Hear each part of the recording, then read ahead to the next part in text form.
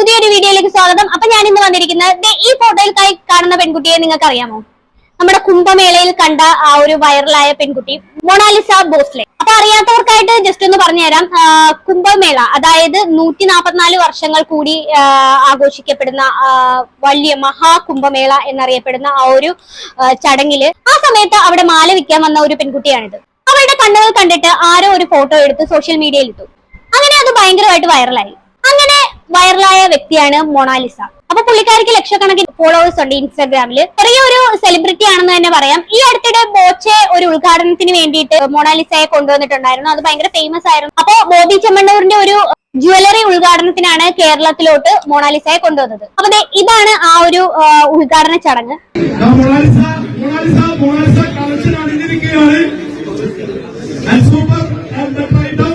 അപ്പോ ആ ഒരു വീഡിയോ ആണ് നിങ്ങൾ ഇപ്പൊ കണ്ടോണ്ടിരിക്കുന്നത്. എനിക്ക് തോന്നുന്നു ഈ ഒരു ഇനാഗുറേഷൻ കഴിഞ്ഞതിന് ശേഷമാണ് കേരളത്തിൽ കൂടുതൽ ആൾക്കാരിലേക്ക് ഈ ഒരു പെൺകുട്ടി അറിയാൻ തുടങ്ങിയത്. എന്നാൽ ഇപ്പോ ഈ പെൺകുട്ടിയെ സംബന്ധിച്ച് ചുറ്റിപ്പറ്റി ഒരു വാർത്ത വരുന്നുണ്ട്. എന്താണെന്ന് വെച്ച് കഴിഞ്ഞാൽ സനോജ് മിശ്ര എന്ന് പറയുന്നത് ഈ ഒരു ഡയറക്ടർ ഈ മൊണാലിസയെ തന്റെ സിനിമയിൽ അഭിനയിപ്പിക്കാൻ വേണ്ടി ആഗ്രഹിക്കുന്നു എന്ന് പറഞ്ഞിട്ട് അവരെ സമീപിക്കുകയുണ്ടായി. नमस्कार दोस्तों, मैं फिल्म डायरेक्टर सनोज मिश्रा। मेरे साथ आज प्रयागराज की सनसनी बनी हुई मोनालिसा है और आप लोगों से जैसे मैंने कहा था कि मेरी अगली film the diary of Manipur में मैं इनको कास्ट कर रहा हूं, तो मैं इनसे मिलने के लिए प्रयागराज भी गया था और आज इनके गांव आया हुआ हूं महेश्वर, और आज इनके फैमिली के साथ, इनके पिताजी के साथ और पूरे परिवार के साथ बैठकर हमारी बातचीत हुई, सारे मुद्दों पर बातचीत हुई। आपका बहुत बहुत धन्यवाद सर। आप मुझे ढूंढने के लिए प्रयागराज भी गए थे, मैंने देखा जी। कैसा लग रहा है? बहुत अच्छा लग रहा है। तो मेहनत करोगे ना फिल्म के लिए? जरूर मेहनत करोगी। അപ്പൊ ഈ മൊണാലിസ എന്ന് പറയുന്ന പെൺകുട്ടി പാവപ്പെട്ട അധികം പൈസയൊന്നും ഇല്ലാത്ത ഒരു സാധാരണ കുടുംബത്തിലെ ഒരു പെൺകുട്ടിയാണ്. മാലയൊക്കെ വിറ്റായിരുന്നു ഇവര് ഉപജീവന മാർഗം കഴിഞ്ഞിരുന്നത്. പിന്നെ വേറൊരു കാര്യം, പെട്ടെന്നുണ്ടായ ഈ ഒരു സെലിബ്രിറ്റി സ്റ്റാറ്റസ് അവർക്ക് എങ്ങനെ ഹാൻഡിൽ ചെയ്യണമെന്ന് അറിയുന്നുണ്ടായിരുന്നില്ല. ആ ഒരു സമയത്താണ് ഇദ്ദേഹം അവരുടെ ലൈഫിലേക്ക് കയറി ചെന്നത്. അങ്ങനെ കാര്യങ്ങൾ കംപ്ലീറ്റ് ആയിട്ട് ഇദ്ദേഹം ഏറ്റെടുത്തു. ഉദ്ഘാടനങ്ങളും കാര്യങ്ങളും എല്ലാം ഇപ്പൊ കേരളത്തിലേക്ക് വന്നതാണെങ്കിലും ബോച്ചയുടെ ആ ഒരു ഇനാഗ്രേഷൻ വന്നതാണെങ്കിലും ഈ പുള്ളിക്കാരനുമായിട്ടായിരുന്നു വന്നത്. അങ്ങനെ എവിടെ പോയാലും ഈ ഒരു പെണ്ണിന്റെ കൂടെയായിരുന്നു ഈ പുള്ളിക്കാരൻ നടന്നിരുന്നത്. മൊണാലിസ എവിടെയുണ്ടോ അവിടെ ഇദ്ദേഹം ഉണ്ട്. ഈ ഒരു ടോപ്പിക് ഇവിടെ പറയാൻ കാരണം എന്താണെന്ന് വെച്ച് കഴിഞ്ഞാൽ ഇദ്ദേഹത്തെ ഒരു റേപ്പ് കേസിൽ ഡൽഹി പോലീസ് അറസ്റ്റ് ചെയ്തിരിക്കുകയാണ്. അതൊരു ചെറിയ ആരോപണമല്ല, വളരെ ഗുരുതരമായിട്ടുള്ള ഒരു ആരോപണം തന്നെയാണ്.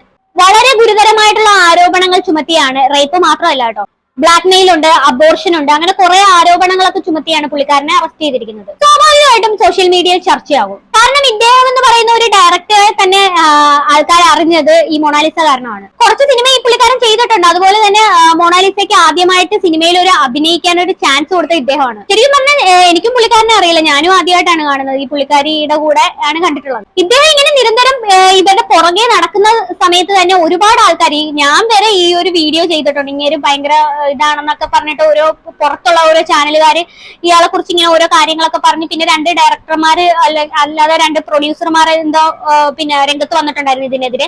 എന്നിട്ട് അവര് പറഞ്ഞ ആ ഒരു മീഡിയയിൽ ഉണ്ടായിരുന്ന കാര്യങ്ങളൊക്കെ, അവിടെ ഒരു വാർത്താ ചാനലിൽ ഉണ്ടായിരുന്ന കാര്യങ്ങളൊക്കെ നമ്മൾ അത് റിയാക്ട് ചെയ്തതാണ്. ഇയാൾ ഉടായിപ്പാണ്, ഇയാൾക്ക് എന്തോ സ്വാർത്ഥ താല്പര്യമുണ്ട്, ഇതിനു വേണ്ടിയിട്ടാണ് ഈ പെൺകുട്ടിയെ സഹായിക്കാൻ വേണ്ടിയിട്ട് വന്നത്. അങ്ങനെ കുറെ വാർത്തകളൊക്കെ വന്നിട്ടുണ്ടായിരുന്നു. ഇപ്പൊ ഈ ഒരു ന്യൂസുകളൊക്കെ പ്രചരിച്ചുകൊണ്ടിരിക്കുന്ന ആ റേപ്പ് ചെയ്ത പെൺകുട്ടി, ആ റേപ്പ് ചെയ്യപ്പെട്ട പെൺകുട്ടി എന്ന് പറയുന്നത് ഈ മൊണാലിസ ആണെന്നാണ് ഇപ്പൊ വാർത്തകളിൽ വരുന്നത്. കാരണം മൊണാലിസയെ സംബന്ധിച്ച് മൊണാലിസയുടെ പുറകെ ഈ പുള്ളിക്കാരൻ ഇങ്ങനെ നടക്കുമ്പോൾ വാർത്തകളിൽ എന്തായാലും ആ ഒരു ന്യൂസ് വരാൻ ചാൻസ് ഉണ്ടല്ലോ. അങ്ങനെ ആ സമയത്ത് മൊണാലിസയെ വെച്ച് ഇങ്ങനെ ഒരു വീഡിയോ ഒക്കെ ചെയ്തിട്ടുണ്ടായിരുന്നു. മൊണാലിസ പറയുന്നുണ്ട് അതിനകത്ത് ആ പുള്ളിക്കാരൻ സ്വന്തം അച്ഛനെ പോലെയാണ്, അടിപൊളിയാണ്, വേറെ കുഴപ്പമൊന്നും ഇല്ല എന്നൊക്കെ പറഞ്ഞിട്ട് മൊണാലിസ തന്നെ ഒരു വീഡിയോയിൽ പറയുന്നുണ്ടായിരുന്നു. ആ വീഡിയോ വേണേ ഞാൻ ജസ്റ്റ് ഇവിടെ ഒന്ന് കൊടുക്കാം. मोनालिसा भोसले है और मैं कोई बम्बई वगैरह कहीं नहीं गई।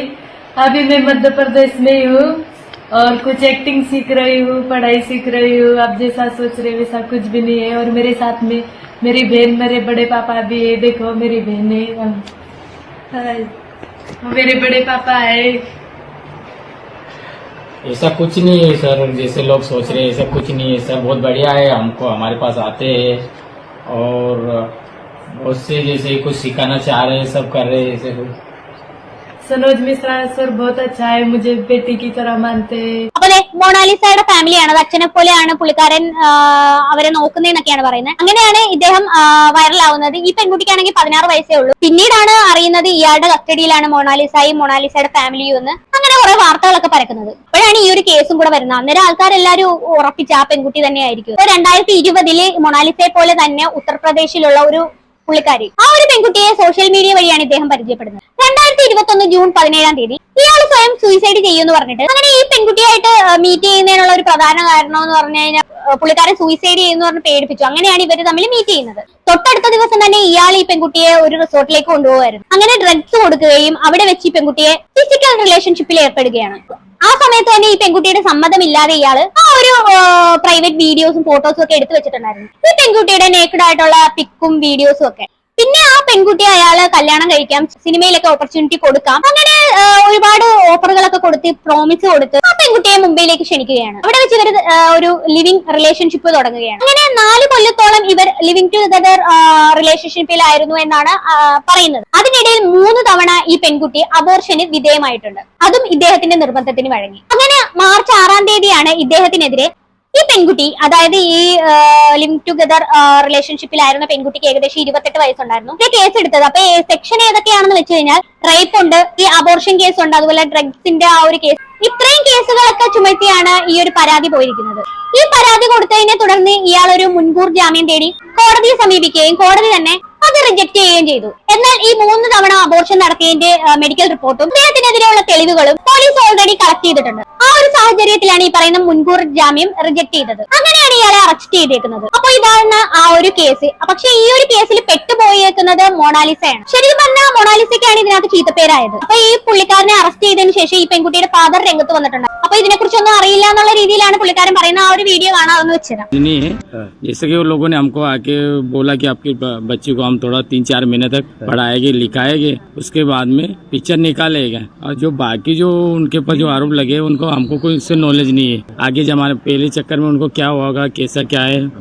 അപ്പൊ ഇദ്ദേഹം ഇവിടെ പറയുന്ന കാര്യം എന്താണെന്ന് വെച്ച് കഴിഞ്ഞാൽ, അപ്പൊ ഈ ഷനോജ് മിശ്ര ഈ പുള്ളിക്കാരിനെ സമീപിച്ചിട്ട് ഈ പുള്ളിക്കാരിക്ക് ആക്ടിങ്ങും വിദ്യാഭ്യാസവും അങ്ങനെയുള്ള കാര്യങ്ങളൊന്നും അറിയത്തില്ല, എഴുത്തും വായനയൊന്നും അറിയത്തില്ലായിരുന്നു. ആക്ടിങ് ഡെവലപ്പ് ചെയ്യാനും അതുപോലെ തന്നെ വിദ്യാഭ്യാസം, എഴുത്തും വായനയും പഠിപ്പിക്കുന്ന ആ ഒരു ക്ലാസ്സും ഒക്കെ കൊടുത്തിട്ടുണ്ടായിരുന്നു. 3-4 മാസം അതിനുള്ള പരിശീലനമൊക്കെ കൊടുത്തതിന് ശേഷം ഷൂട്ടിംഗ് സ്റ്റാർട്ട് ചെയ്യാന്നൊക്കെ പറഞ്ഞാണ് ഇവരെ സമീപിച്ചത്. അതല്ലാതെ ഇയാളെ പറ്റിയൊന്നും അറിയില്ലെന്നാണ് പുള്ളിക്കാരൻ പറയുന്നത്. എന്തായാലും ഈ മൊണാലിസയുടെ കാര്യം ഇപ്പൊ അവതാളത്തിലായിട്ടുണ്ട്. അധികം പൈസയൊന്നും ഇല്ലാത്ത, മാലകളൊക്കെ തെരുവിൽ വിറ്റോണ്ട് നടന്ന ഒരു സാമാന്യം ഒരു മിഡിൽ ക്ലാസ് എന്ന് പോലും പറയാൻ പറ്റാത്ത ഒരു ഫാമിലിയിലുള്ള ഒരു പെൺകുട്ടി, അതിനൊരു സിനിമയിൽ അവസരം കിട്ടുകയും വിദ്യാഭ്യാസം കിട്ടുകയും അങ്ങനെയൊക്കെ കൊടുത്തതിന് ശേഷം ഈ സിനിമ അഭിനയിക്കാൻ പറ്റാത്ത സിറ്റുവേഷൻ ഒക്കെ വരുമ്പോഴത്തേക്കും അതൊക്കെ ഒരു ഭയങ്കര മാനസികമായിട്ട് തകരുന്ന ആ ഒരു സ്വപ്നങ്ങളൊക്കെ തകരുന്ന ആ ഒരു സിറ്റുവേഷൻ ആണ് ആ പെൺകുട്ടിക്ക് വരുന്നത്. ഇപ്പൊ ആ പുള്ളിക്കാരൻ എടുത്ത സിനിമകളാണ് ഇതെന്നൊക്കെ പറയുന്ന കുറെ സിനിമകളുണ്ടെന്ന്. വലിയ സിനിമയാണെങ്കിലും ചെറിയ സിനിമയാണെങ്കിലും ഒരു സിനിമയിൽ തല കാണിക്കുക എന്ന് പറയുന്നത് ഒരു ചെറിയ കാര്യമല്ല. ശരിക്കും പറഞ്ഞാൽ ഈ ഉടായ്പ് കാണിച്ച് ആ പെൺകുട്ടിയെ വെച്ച് ഇവനൊന്ന്